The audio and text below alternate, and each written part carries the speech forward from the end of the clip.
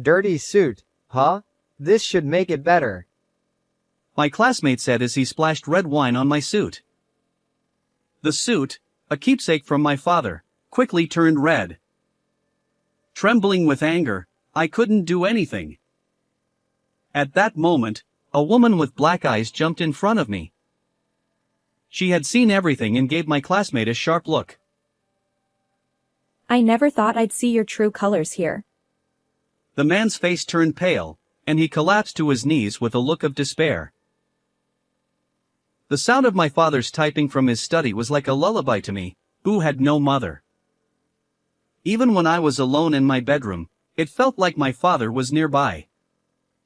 However, one night, I couldn't sleep no matter what, so I went into my father's study while he was working. Japanese books, Japanese English dictionaries, and documents written in Japanese were scattered around. My father didn't seem to notice me coming in. I picked up one of the scattered pieces of paper. No matter how long I looked at the Japanese writing, I couldn't figure out what it said. It was the same with other books I picked up. Still, I wanted to know what was written there. I was curious about what my father was reading. Liam, you're still up? My father said, noticing me. Yeah, I couldn't sleep. I replied, picking up the book with the coolest spine that was at my feet. Hey Dad, what's written in this book? My father smiled gently. Do you want to learn Japanese too, Liam? When I nodded, he smiled even more happily. That was my fondest memory with my father. He raised me on his own and gave me many things, one of which was the Japanese language. I had always struggled with studying since elementary school, and that hadn't changed even now that I was in middle school. But Japanese, which my father taught me, was different. Although I didn't have many opportunities to use it in middle school, my Japanese skills were good enough to enjoy Japanese music and movies without any trouble, and I could even live my life speaking only Japanese with my father. One day, on my way home from school, I met a girl. She seemed a bit younger than me, probably still in elementary school. She had black hair and black eyes, and it was clear she was Asian. She looked troubled and was trying to talk to people passing by, but the adults around her would quickly walk away as soon as they saw her. I couldn't just pass by her when she looked like she was about to cry. So, I decided to speak to her in Japanese. What's wrong? I asked in Japanese. She looked a bit surprised that a middle schooler was speaking to her in Japanese, but then she responded in Japanese. I got separated from my mom and dad. I want to go back to this address, but we just moved here, so I don't know the way. She was holding a note with an address close to my middle school written on it.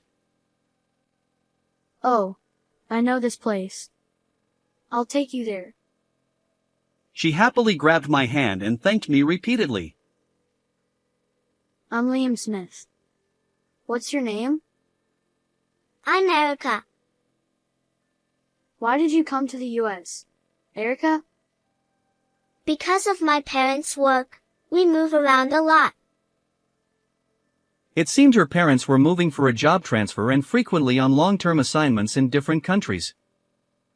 She had been following them around, and America was already her fifth country.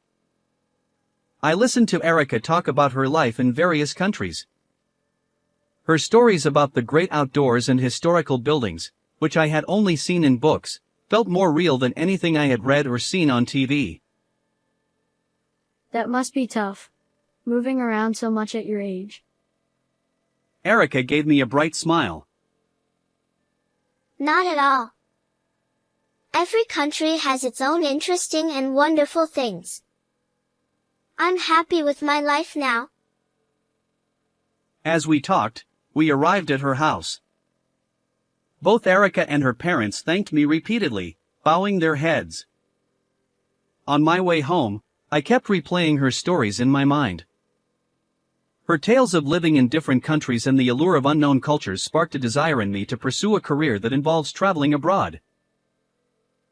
A few years later, after graduating from high school, I got a job at a travel agency. Due to family circumstances, I couldn't travel abroad as I wished, so I chose this job to help others experience the joy of traveling overseas. Also, dreaming about foreign countries was the only thing I could pour my passion into, as I was not good at studying. Work, as expected, was challenging. At first, I didn't understand much and was constantly scolded by my seniors. I struggled to properly guide customers, and there were many hardships. However, after a few more years on the job, I got used to it and saved up some money. I started thinking about traveling abroad myself. It was around that time that my father passed away. Having raised me on his own, my father had pushed himself too hard. Over the years, his body visibly thinned, and his healthy complexion gradually faded. Even after I got a job and became independent, my father continued to work without showing any weakness. His overwork likely took its toll. My father had given me many things, including the ability to speak Japanese, when I was young. This time, he left me with one more thing, an old-fashioned suit.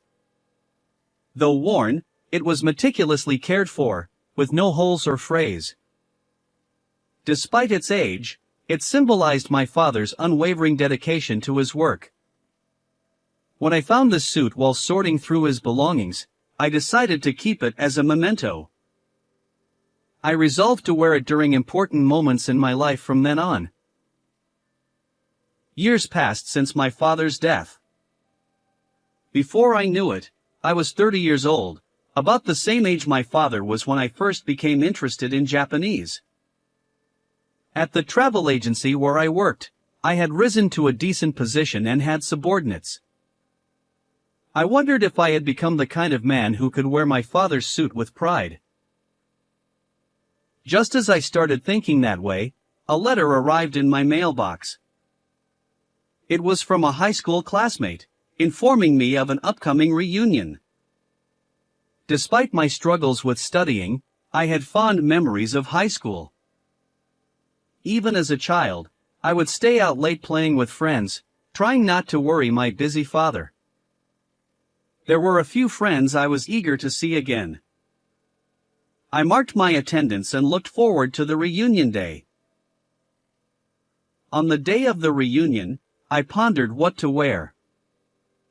In the end, I decided to wear my best outfit, my father's keepsake suit. The venue was already bustling, and everyone still had traces of their high school selves. Having started working right after graduating high school, I rarely had the chance to chat and drink with people my age. I was excited to join the circle of my old friends. Liam, is that you? I heard a voice from behind and turned around. A man in an expensive-looking navy suit with an obnoxiously flashy gold watch was looking at me, swirling red wine in his glass. It was Michael. He wasn't a friend. In fact, he was a guy who always picked on me in high school.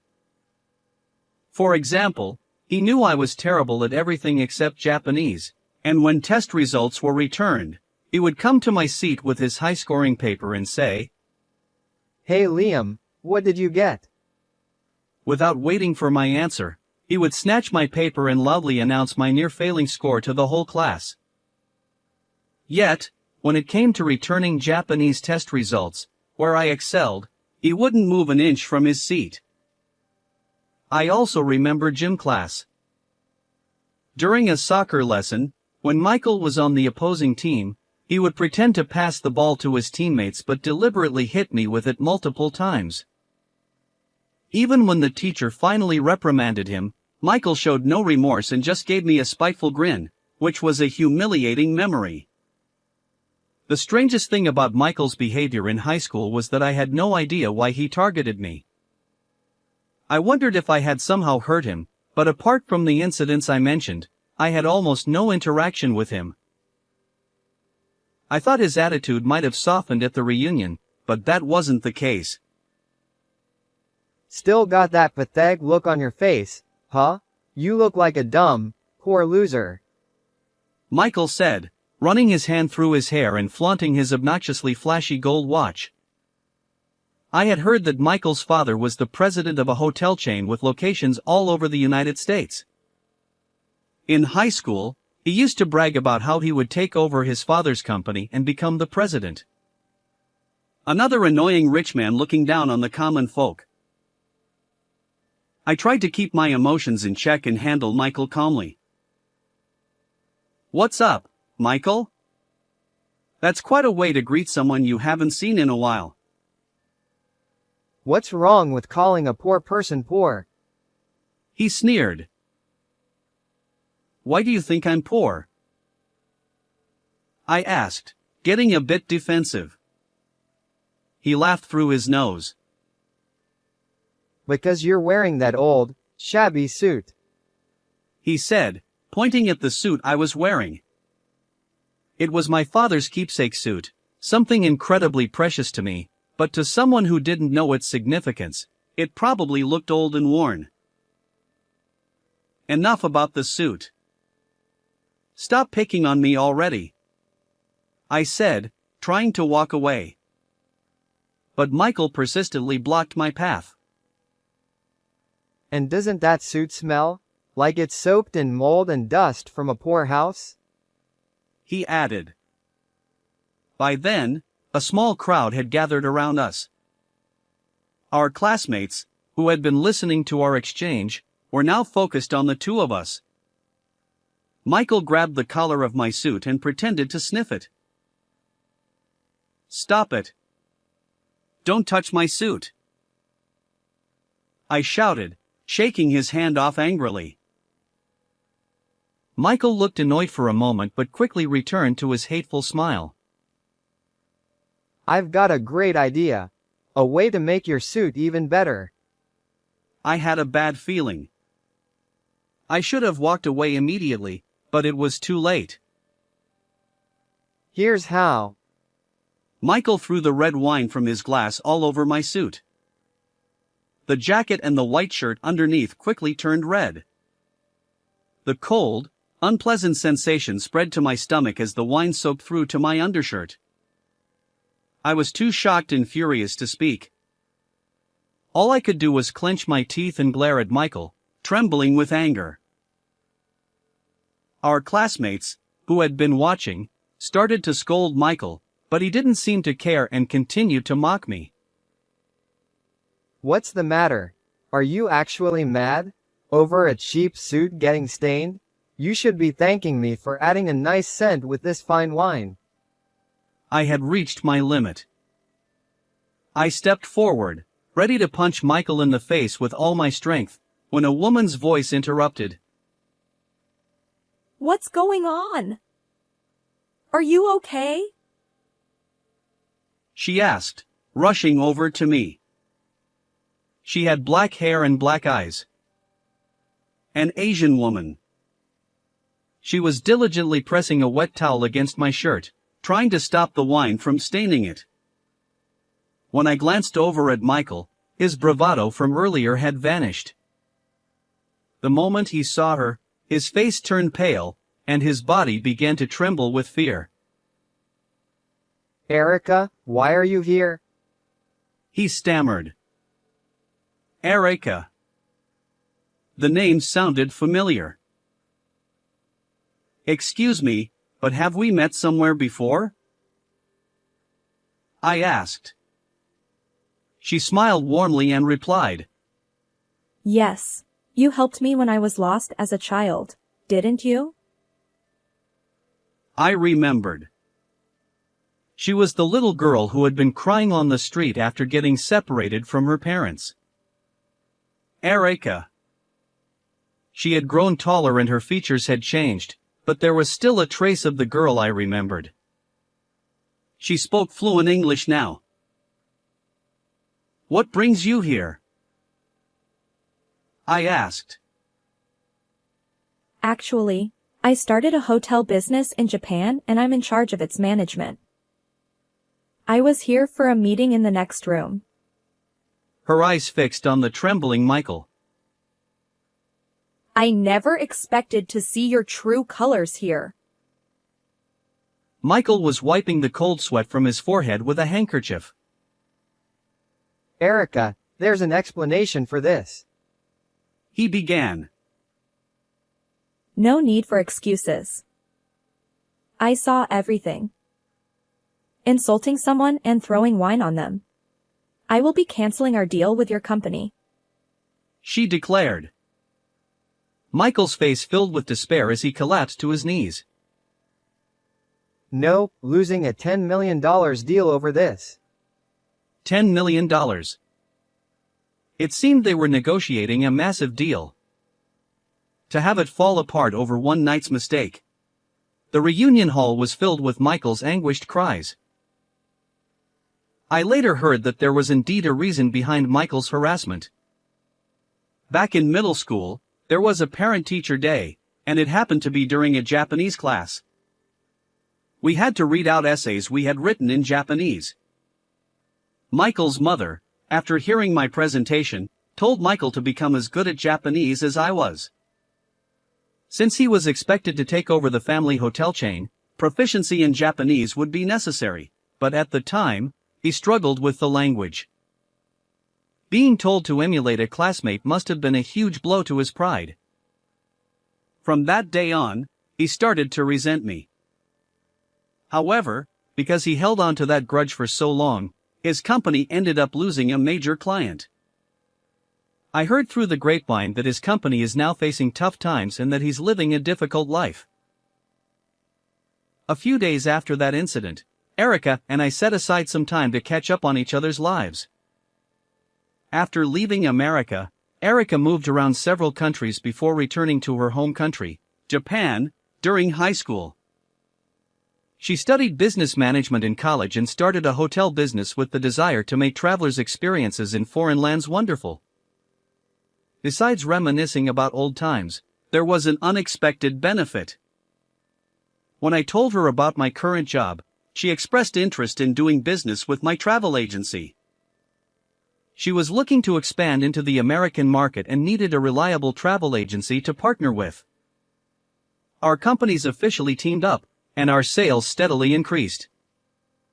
My achievements were recognized, and a few years later, I was promoted to a position where I could manage the business. I owe my success to my father, who taught me Japanese when I was a child. Even now, I wear his keepsake suit and live each day with gratitude to him in heaven. How did you like today's story? Please subscribe to my channel. See you in the next video.